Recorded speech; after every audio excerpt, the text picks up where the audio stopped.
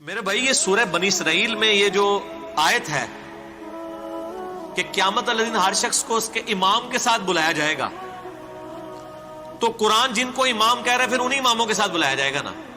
اگر آپ کے اماموں کے اور آپ کے بزرگ بابوں کے نام قرآن میں لکھے ہوئے ہیں تو یہ وہ والے امام ہوں گے، اور اگر اس امام سے وہ والے امام مراد لینے جو قرآن نے خود بتائے ہیں، کیڑے لینے جے؟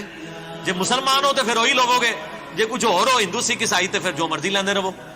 قرآن نے کیا بتایا ہے؟ قرآن نے بتا دیا کہ ہر شخص کو جو اس کے امام کے ساتھ بلایا جائے گا وہ امام کون ہوگا؟ وہ سورہ النساء کی آیت نمبر 41 میں ہے، جس کے کانٹیکسٹ میں میرا پورا لیکچر ہے، مسئلہ نمبر 121، قیامت والا دن بزرگ خود ہی دشمن ہو جائیں گے اپنے فالوورز کے۔ اس میں نے یہ بتایا کہ آیت نمبر 41 جو ہے نا سورہ نساء کی،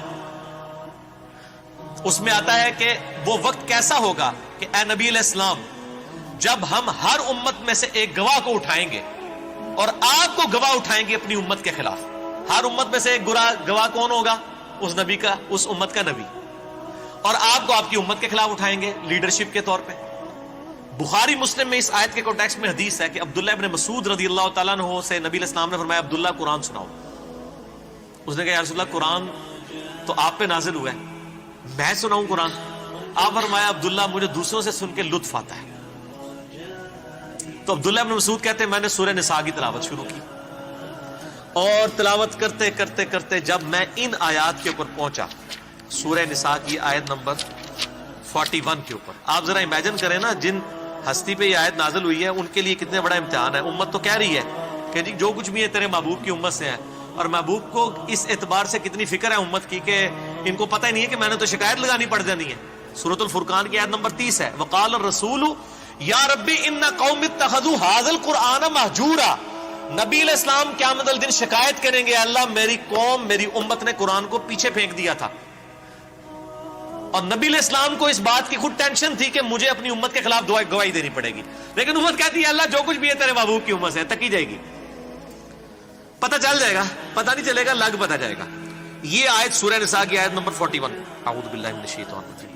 فَكَيْفَ إِذَا جِئْنَا مِن كُلِّ أُمَّةٍ بِشَهِيدٍ، وہ کیسا وقت ہوگا جب ہم ہر امت میں سے ایک گواہ کو، ایک امام کو کھڑا کریں گے۔ وَجِئْنَا بِكَ عَلَىٰ هَٰؤُلَاءِ شَهِيدًا، اور اے نبی علیہ السلام آپ کو گواہ کے طور پر کھڑا کریں گے ان مشرکین عرب اور آپ کے مخالفین کے خلاف۔ تو جب اس آیت پہ پہنچے تو عبداللہ ابن مسعود کہتے ہیں کہ نبی علیہ السلام نے کہا بس عبداللہ بس کرو۔ تو کہتے ہیں میں نے نگاہ اٹھا کے دیکھا تو نبی علیہ السلام کی داڑھی مبارک آنسوؤں سے تر ہو چکی ہوئی تھی کہ مجھے اپنی امت کے خلاف گواہی دینی پڑے گی قیامت والے دن۔ تو یہ امام یہ ہے، یہ آپ کے بنائے ہوئے امام نہیں ہے، ٹھیک ہے نا جی؟ یہ امام قرآن کی ٹرم میں تو امام، لیڈر، شہید، ٹھیک ہے جی، دائی، یہ سب ٹرمینالوجیز پیغمبروں کے لیے۔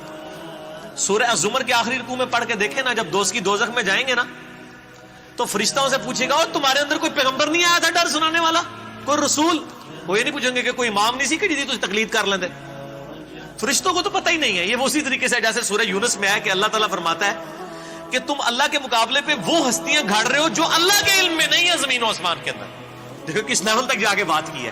اللہ فرماتا ہے میرے علم میں کوئی ایسی بات نہیں ہے۔ یہ اللہ جب یہ بات کر رہا ہے تو آپ سمجھیں کہ یہ 11,000 وولٹ کا جھٹکا دیا جا رہا ہے اگلے بندے کو کہ اللہ تو بندے کو کیڑی گل پہ کر دو۔ اللہ کہہ رہا ہے میرے علم میں تو کوئی ایسی ہستی نہیں زمین و آسمان میں جس کو میں نے اپنا نائب بنایا ہو۔ اور اسی طریقے سے ہونا ہے کہ اللہ نے قیامت دن کو یہ بھی کہنا ہے کہ میرے علم میں تو کوئی ایسا امام نہیں تھا کہ میں نے تو جو رسولوں کو بھیجا تھا امام بنا کے تجھے اپنے بنا لے سن۔ وہ امام تو سارے ہیں، وہ تو آپ کا امام مسجد بھی امام ہے، وہ تو سارے ائمہ فقہ کے حدیث کے امام ہیں، ان کی آپ یعنی تعلیمات سے فائدہ اٹھائیں گے، نہ کہ یہ کہ آپ ان کو پروفٹ کے درجے کے اوپر فائز کر دیں گے۔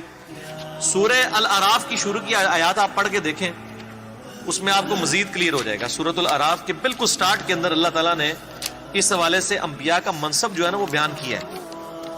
اعوذ باللہ من الشیطان الرجیم، بسم اللہ الرحمن الرحیم۔ آیت نمبر 7 میں وَلَنَقُصَّنَّ عَلَيْهِمْ بِعِلْمٍ، نہیں آیت نمبر 6 فَلَنَسْأَلَنَّ الَّذِينَ أُرْسِلَ إِلَيْهِمْ، ہم ضرور پوچھیں گے ان لوگوں سے جن کی طرف ہم نے رسولوں کو بھیجا کہ بھئی رسولوں نے پیغام پہنچایا کہ نہیں۔ وَلَنَسْأَلَنَّ الْمُرْسَلِينَ، اور ہم رسولوں سے بھی پوچھیں گے بھی تم نے پیغام میرا پہنچایا ہے کہ نہیں.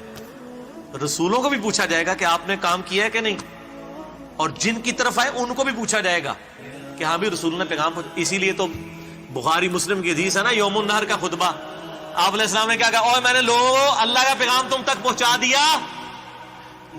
صاحب نے کہا یا رسول اللہ پہنچا دیا. آپ نے 3 دفعہ اپنی شہادت کی انگلی آسمان کی طرف بلند کی، پھر ان کی طرف، اے اللہ گواہ رہنا، اے اللہ گواہ رہنا، اے اللہ گواہ رہنا. پھر آپ نے پھر فرمایا کہ اب یہ تمہاری ذمہ داری ہے کہ اس پیغام کو دوسرے لوگوں تک پہنچا دو.